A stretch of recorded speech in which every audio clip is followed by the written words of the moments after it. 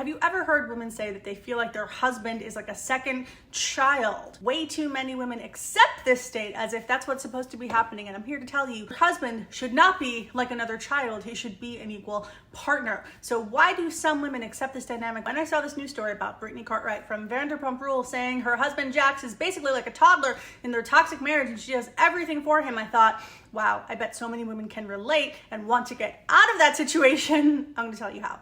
I'm Nicole Moore, Celebrity Love Advisor, and this is Celebrity Love Advice, a series where I take trending celebrity relationship stories, show you what's really going on, and give you advice so you can have a better love life than they do. So when I saw this quote from Brittany, I thought, oh my God, Brittany, we love you, but we want something better for you. It says, Brittany Cartwright claimed that her estranged husband, Jax Taylor, didn't pull his weight in their marriage, which is part of the reason why she decided to leave. I'm taking care of my toddler, and I'm also taking care of another toddler named Jax Taylor because I basically do everything for the household. By the way, apparently Brittany says she also pays all the bills in her shared household with Jax Taylor. So what is going on here? Why would a woman do everything for a man who isn't even giving her that much? And in this case, it's a man who's cheated on her publicly in the past and put her through the ringer. Well, if you watch Vanderpump Rules, you know what Brittany always says when people question her relationship with Jax. But I love him. I love him so much. I know he's a hard person to deal with, but I love him. And I think Brittany hopefully has come to the realization that her loving him is definitely not enough to make the relationship work. He's got to step up his side of the street, but he probably won't. Now, Brittany is an incredible, amazing, powerful, loving woman, but she's also what I like to call an overgiving martyr dating archetype. Overgiving martyr thinks that they can win love and approval by sacrificing for other people. They think that's going to get them to love me and commit to me. If they just see how much I do for them, if they see what a great partner I am to them, then somehow that's going to magically translate into them being a good partner for me. And the overgiving martyr needs to understand that you are giving your magic very often to the wrong people. How I see this is Brittany really didn't do anything wrong. She tried her best on her side of the street to be a great partner to Jax. But what the overgiving martyr dating personality type needs to realize is you are the magic. You are a gift. You are powerful. You are beautiful. You do love so well, but you have to make sure that you give that love to the right people, because if you give that love to somebody who cannot appreciate your love and is so wrapped up in their own personal issues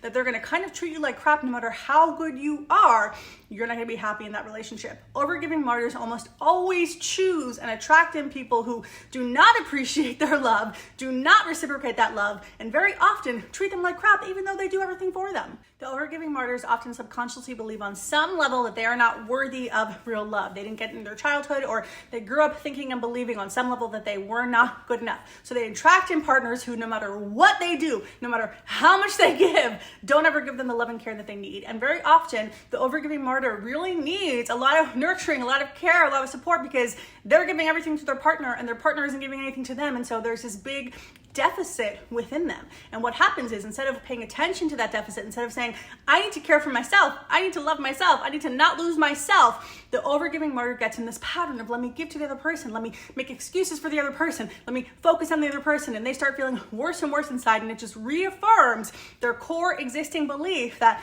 I am not good enough to get the love that I want. I have to prove it through giving to others, but somehow I never get it. Now, overgiving martyrs will not do this forever. Eventually they say, wait a minute, I'm not being appreciated here. I'm not being loved here. Overgiving martyr dating personality type will actually only leave a relationship when she realizes she's really not appreciated and she's really not loved. As long as there's a feeling that he loves me and oh my God, I love him so much and he loves me, they will stay doing for that partner. But eventually resentment builds and that person snaps and they realize, oh my God, all my efforts are not being appreciated. And that's exactly what Brittany said. She said, I realized I wasn't being appreciated by my partner and I want to be appreciated. I'm going to tell you, when an overgiving martyr finally reaches that snapping point where she's like, I really am not getting back what I'm giving at all, very often those people don't go back to that relationship, at least until that person has really changed. So if you're an overgiving martyr dating personality type like Brittany might be, you don't realize that you're the magic, you're this precious gift that should be loved and cared for and nurtured.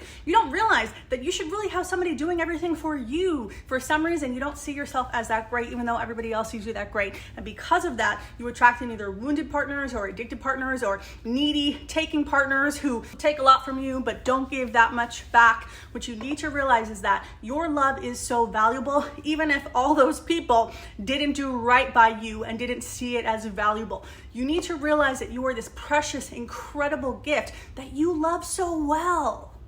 You need to find somebody who's going to take that love, value it as it should be valued, and give you even more than you give to them. You need to realize that this pattern you've been in for probably a very long time of, I'm just going to give to the other person, I'm going to prop up the other person, I'm going to save the other person, and then finally maybe they're going to give me the love that I want.